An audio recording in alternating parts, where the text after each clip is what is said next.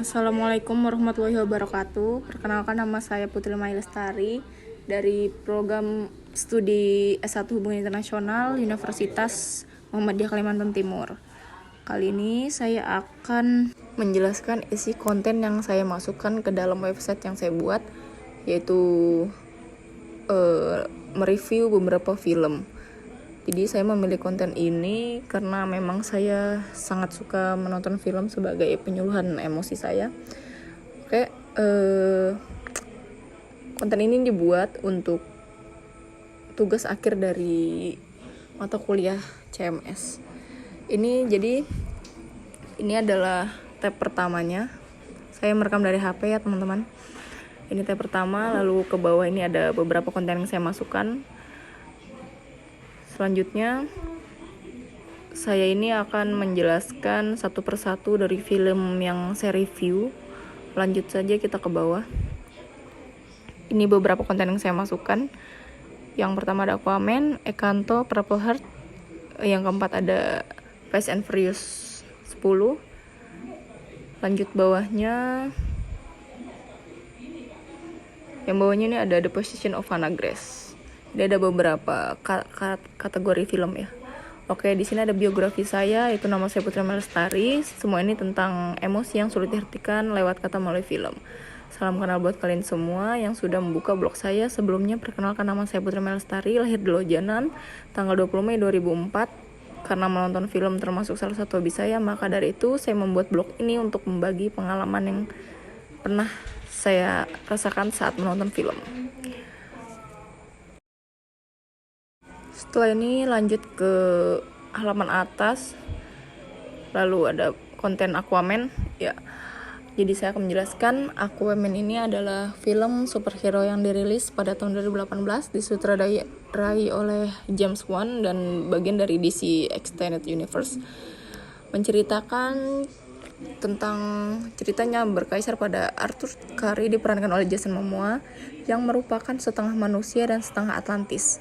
Ketika ia menemukan garis keturunan kerajaan dan takdirnya untuk menjadi pahlawan bawah air, Aquaman, ia harus menghadapi saudara tirinya Orm, yang diperankan oleh Patrick Wilson, yang berupaya berperang di dunia permukaan.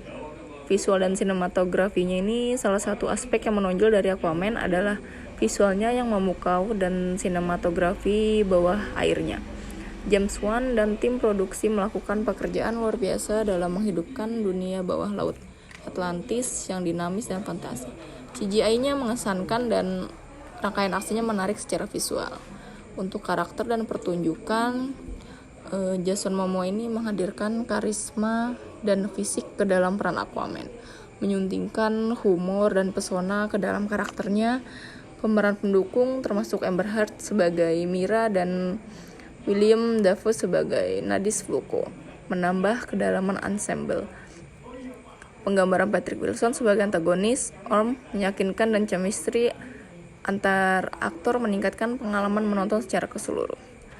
Selanjutnya ini di bawahnya ada kecepatan dan nadanya. Mungkin kalian bisa baca sendiri dari konten yang saya bikin karena saya sudah memasukkan semuanya. Selanjutnya kita mungkin akan lanjut ke konten selanjutnya, yaitu apa tadi ya? Oh ya, film Disney yaitu Encanto. Lanjut ke film selanjutnya, ada film Disney dari Encanto. Menurut pengalaman saya yang saya tahu, film Encanto ini adalah film animasi musikal Amerika yang diproduksi oleh Walt Disney Animation Studios. Film ini dirilis pada tahun 2021. Nah, berikut di bawahnya ini ada beberapa penjelasan tentang film Encanto.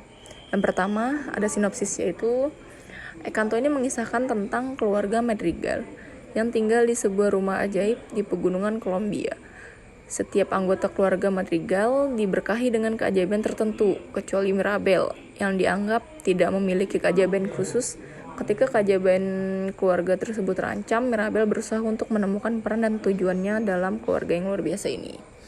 Selanjutnya, karakter utama itu ada Mirabel Madrigal, yaitu pemeran yang tadi disebutkan tidak punya kekuatan khusus.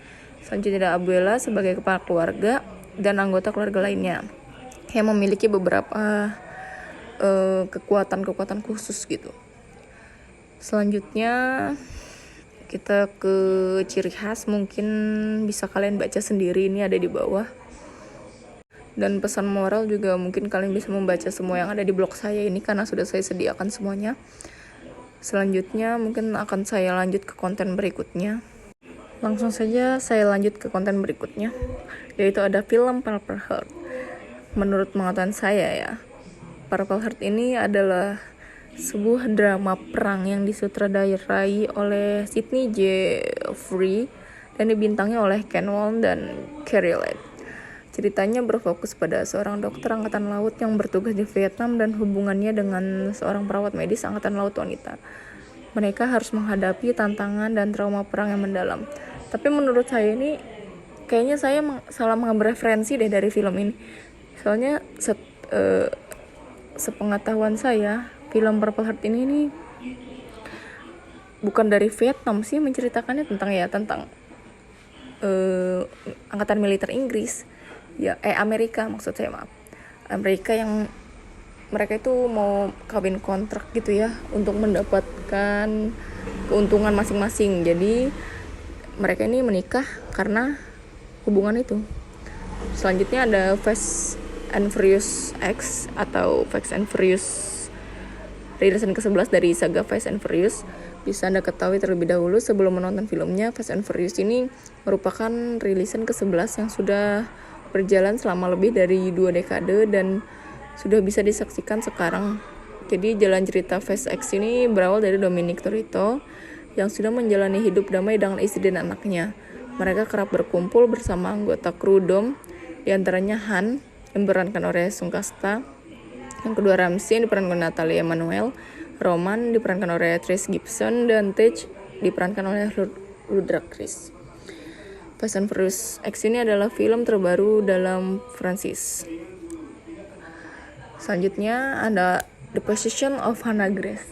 Ini adalah film horor yang pernah saya tonton karena saya tidak terlalu suka film horor ya. Jadi Megan Red ini diperankan oleh Sarah Michelle. Adalah seorang mantan polisi yang baru saja keluar dari rehabilitas narkoba. Ia mendapatkan pekerjaan malam di kamar mayat rumah sakit kota. Suatu malam, mayat seorang wanita muda, Hannah Grace, dibawa ke ruang mayat setelah kematian tragisnya yang terkait dengan upaya eksorsisme yang gagal. Jadi Megan ini mulai mencurigai sesuatu yang nggak beres nih. Pas dia jaga malam ini, dia mengalami kejadian aneh nih dan menakutkan di sekitar mayat Hannah.